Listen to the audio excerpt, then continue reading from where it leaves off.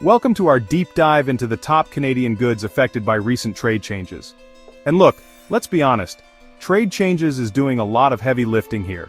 We're talking about tariffs, sanctions, disputes, the kind of economic warfare that makes you wish you'd paid more attention in your international economics class.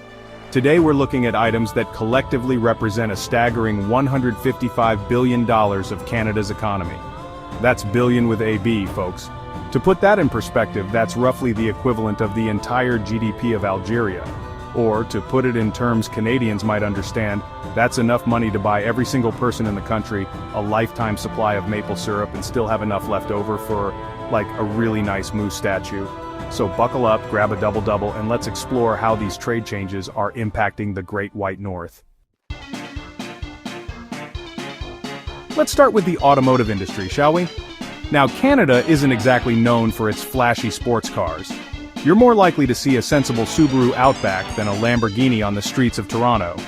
But, and this is important, Canada plays a vital role in the global supply chain for car parts. We're talking about everything from engine components to those little plastic cup holders that never seem to fit your travel mug properly. Now, these new trade barriers, they're throwing a wrench or perhaps a lug nut into the whole system. Think of it like this. Imagine trying to build a beaver dam, which, let's be honest, is a much more Canadian analogy, out of parts sourced from 10 different forests. Now imagine someone erects a tariff wall around each of those forests.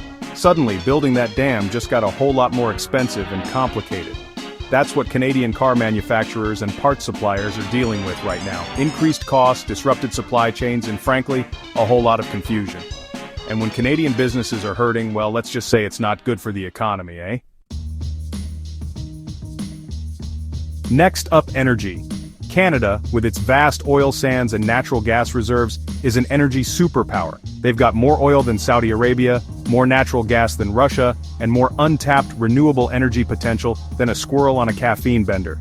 But here's the thing about being an energy superpower. You rely on other countries to, actually buy your energy. And with these trade changes, those crucial export markets are starting to look a little less reliable. We're seeing new tariffs on Canadian oil and gas, making it more expensive for buyers in key markets. And let's not forget about renewable energy. Just as Canada was starting to make some real progress in wind and solar, these trade disputes are creating uncertainty and making it harder for Canadian companies to compete globally. It's like Canada brought a tray of Nanaimo bars to the international potluck, only to find out that everyone else has suddenly developed a gluten-free, dairy-free, sugar-free sweet tooth. Now let's talk about something near and dear to my heart, or at least near and dear to my stomach food. Canada, as you might imagine, produces a lot of it. Wheat, dairy, meat, you name it, they grow it, raise it, or milk it. But hold on to your toques, folks, because the agricultural sector is really feeling the heat from these trade changes. Remember those tariffs we talked about?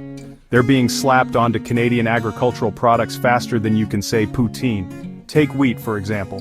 Canada is one of the world's largest wheat exporters, but new tariffs are making Canadian wheat more expensive, which means buyers are looking elsewhere. And it's not just wheat. Dairy farmers are grappling with new quotas and restrictions, and the beef industry is facing its own set of challenges. The bottom line is this: these trade barriers are creating a lot of uncertainty for Canadian farmers and food producers. And when you introduce uncertainty into an industry as complex and interconnected as agriculture, well, let's just say it's enough to make you want to go full survivalist and start hoarding maple syrup in your basement. Which, let's be honest, some Canadians might already be doing anyway. Moving on from delicious carbohydrates to slightly less delicious circuit boards, let's talk about technology. Canada has a surprisingly robust tech sector. We're not just talking about BlackBerry anymore, folks. Canadian companies are making waves in artificial intelligence, gaming, and clean technology. But here's the problem. The tech industry thrives on collaboration, on the free flow of ideas and talent across borders. And these new trade regulations? Well, they're basically the opposite of that. We're seeing increased tariffs on tech components, which is driving up costs for Canadian companies. New visa restrictions are making it harder to attract top talent from around the world. And the whole thing is just creating an atmosphere of uncertainty that's enough to make even the most optimistic venture capitalist want to crawl under their weighted blanket and cry into their cold brew. And finally, let's talk about trees. Yes, trees. Canada, as you can imagine, has a lot of them. And those trees are the backbone of the country's forestry industry, which produces everything from lumber to paper products.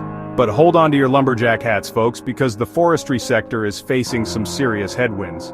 New tariffs on Canadian lumber are making it more expensive for buyers, particularly in the United States, which, let's be honest, is kind of a big deal for Canadian lumber exports. This is leading to job losses in forestry communities and putting a strain on the entire industry. And it's not just lumber. The market for paper products is also facing challenges, as demand for things like newsprint and printing paper continues to decline. It's a perfect storm of bad news for the Canadian forestry sector, and it's leaving many people wondering what the future holds for this once mighty industry. So there you have it. These are just a few of the major sectors feeling the impact of recent trade changes. From cars to cows to computers, it seems like no industry is immune to the ripple effects of these economic disputes. The $155 billion question now is, what happens next? Will Canada be able to navigate these challenges and come out stronger on the other side? Or will these trade changes have a lasting impact on the Canadian economy? Stay tuned for more updates on how these developments continue to shape the Canadian economy. Because one thing's for sure, the only thing more unpredictable than the global economy is a moose on roller skates.